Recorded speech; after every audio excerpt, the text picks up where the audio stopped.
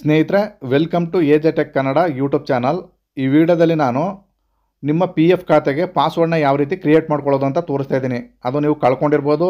ಅಕಸ್ಮಾತ್ ನೀವು ಒಂದು ವೇಳೆ ಹೊಸದಾಗಿ ಕೂಡ ಪಾಸ್ವರ್ಡ್ ಕ್ರಿಯೇಟ್ ಮಾಡ್ಕೋತಾ ಇದ್ದರೆ ಯಾವ ರೀತಿ ನೀವು ಕ್ರಿಯೇಟ್ ಮಾಡ್ಕೋಬೇಕು ಅಂತ ಸ್ಟೆಪ್ ಬೈ ಸ್ಟೆಪ್ ನಾನು ವಿಡಿಯೋದಲ್ಲಿ ತೋರಿಸ್ಕೊಡ್ತಾ ಇದ್ದೀನಿ.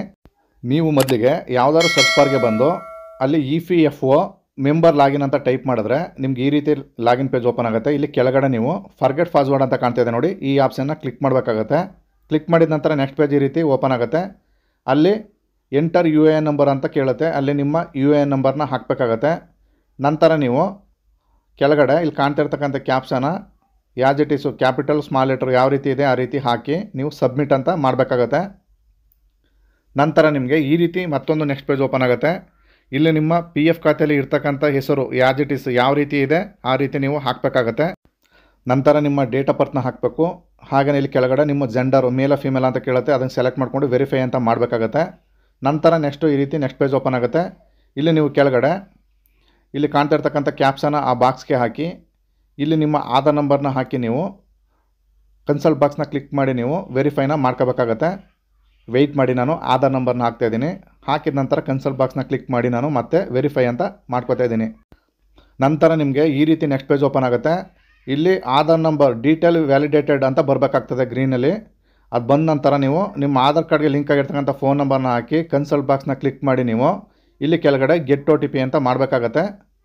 ನಂತರ ನಿಮ್ಮ ಆಧಾರ್ ರಿಜಿಸ್ಟರ್ಡ್ ಮೊಬೈಲಿಗೆ ಒಂದು OTP ಬರುತ್ತೆ.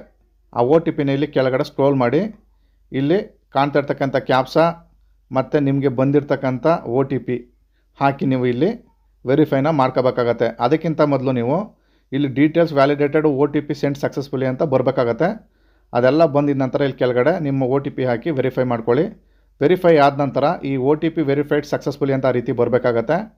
ನಂತರ ಇಲ್ಲಿ ನಿಮ್ಮ ಪಾಸ್ವರ್ಡ್ನ ಕ್ರಿಯೇಟ್ ಮಾಡ್ಕೊಳ್ಳೋಕ್ಕೆ ಕೇಳುತ್ತೆ. ಇಲ್ಲಿ ನೀವು ಪಾಸ್ವರ್ಡ್ನ ನೀವು ಇಲ್ಲಿ ಕ್ರಿಯೇಟ್ ಮಾಡ್ಕೋಬೇಕು. ನ್ಯೂ ಪಾಸ್ವರ್ಡ್ ಮತ್ತು ಕನ್ಫರ್ಮ್ ಪಾಸ್ವರ್ಡ್ ಅಂತ ನೀವು ಎರಡು ಟೈಮಲ್ಲಿ ಹಾಕಬೇಕಾಗತ್ತೆ. ಇಲ್ಲಿ ನಾನು ಎಕ್ಸಾಂಪಲ್ ಕೊಟ್ಟಿದ್ದೀನಿ, ಆ ರೀತಿ ನೀವು ನಿಮ್ಮ ಪಾಸ್ವರ್ಡ್ನ ಕ್ಯಾಪಿಟಲ್ ಸ್ಮಾಲ್ ಲೆಟ್ರು ಮತ್ತು ಅಕ್ಷರ ಮಿಕ್ಸಲ್ಲಿ ನೀವು ನಂಬರ್ ಮಿಕ್ಸಲ್ಲಿ ಕ್ರಿಯೇಟ್ ಮಾಡ್ಕೊಳ್ಳಿ.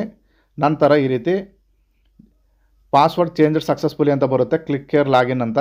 ನಾನಿವಾಗ ನಾನು ಹೋಮ್ ಪೇಜಿಗೆ ಬಂದು ಅಲ್ಲಿ UAN ನಂಬರು ಮತ್ತು ಕ್ರಿಯೇಟ್ ಮಾಡ್ಕೊಂಡಿರ್ತಕ್ಕಂಥ ಪಾಸ್ವರ್ಡು ಹಾಗೆ ನೀವು ಅಲ್ಲಿ ಕಾಣ್ತಾ ಇರ್ತಕ್ಕಂಥ ಕ್ಯಾಪ್ಸನ್ನ ನಾನು ಇವಾಗ ಫಿಲ್ ಮಾಡ್ತಾಯಿದ್ದೀನಿ.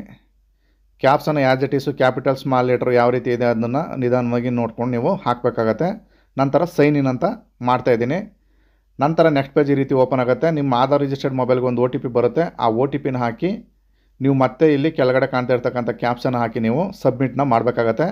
ಇವಾಗ ನಾನು ಸಬ್ಮಿಟ್ನ ಮಾಡ್ತಾಯಿದ್ದೀನಿ. ನಂತರ ಈಗ ಸಕ್ಸಸ್ಫುಲ್ಲಾಗಿ ಈ ರೀತಿ ಲಾಗಿನ್ ಆಗ್ತು. ಇವಾಗ ನಿಮಗೆ ಎಲ್ಲ ಆಪ್ಷನ್ಗಳು ಕೂಡ ಇಲ್ಲಿ ಶೋ ಆಗ್ತವೆ. ನೀವು ಆನ್ಲೈನ್ ಸರ್ವಿಸ್ ಅಂತ ಇದೆ ನೋಡಿ, ಅಲ್ಲಿಗೆ ಹೋಗಿ ನೀವು ಕ್ಲೈಮ್ ಬೇಕಾದ್ರೂ ಮಾಡ್ಬೋದು. ಹಾಗೆಯೇ ಮೇನೇಜ್ಗೆ ಹೋಗಿ ನಿಮ್ಮ ಆಧಾರು ಏನಾದ್ರು ಕರೆಕ್ಷನ್ ಇತ್ತು, ನಿಮ್ಮ EPFಗೆ ಏನಾದ್ರು ಅಕೌಂಟ್ನ ಸೇರಿಸಬೇಕು ಅಂತ ಇದ್ದರೆ ಅದನ್ನು ಕೂಡ ನೀವು ಇಲ್ಲಿ ಯಶಸ್ವಿಯಾಗಿ ಮಾಡ್ಕೋಬೋದು. ಸ್ನೇಹಿತರೆ, ಈ ರೀತಿ ನೀವು ಮನೆಯಲ್ಲೇ ಕೂತು ಅಥವಾ ನಿಮ್ಮ ಮೊಬೈಲ್ ಮುಖಾಂತರ ಯಶಸ್ವಿಯಾಗಿ ನಿಮ್ಮ EPFO ಅಕೌಂಟ್ನ ಪಾಸ್ವರ್ಡ್ನ ಸೆಟ್ ಮಾಡಿಕೊಂಡು ಲಾಗಿನ್ನ ಮಾಡ್ಕೋಬೋದು. ನಂತರ ಸೆಟಲ್ಮೆಂಟ್ನೂ ಕೂಡ ಅಪ್ಲೈ ಮಾಡ್ಬೋದು. ಸ್ನೇಹಿತರೆ, ಇದಾಗಿತ್ತು ಮಾಹಿತಿ. ಈ ಮಾಹಿತಿ ನಿಮ್ಗೆ ಇಷ್ಟವಾಗಿದ್ರೆ ದಯವಿಟ್ಟು ನಮ್ಮ ಚಾನಲ್ನ ಸಬ್ಸ್ಕ್ರೈಬ್ ಮಾಡ್ಕೊಳ್ಳಿ. ಇಲ್ಲಿ ತನಕ ವಿಡಿಯೋ ನೋಡೋದಕ್ಕೆ ಎಲ್ಲರಿಗೂ ಧನ್ಯವಾದಗಳು. ನಮಸ್ಕಾರ.